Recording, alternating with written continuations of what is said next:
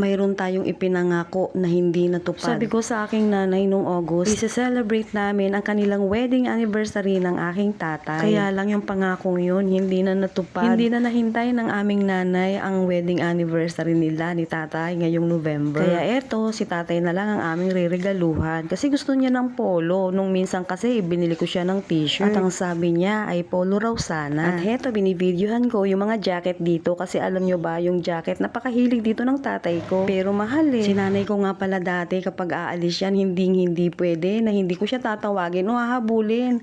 Basta nakita ko siya nalalabas ng gate, naku sasabihin ko, inang, sandali! Palagi yun. Basta uuwi siya ng kanilang bahay o kaya naman pupunta siya sa kanyang mga kamag-anak, hindi pwedeng hindi ko siya tatawagin. Sabi ni Inang, naramdaman daw talaga niya ang pagiging anak ko sa kanya.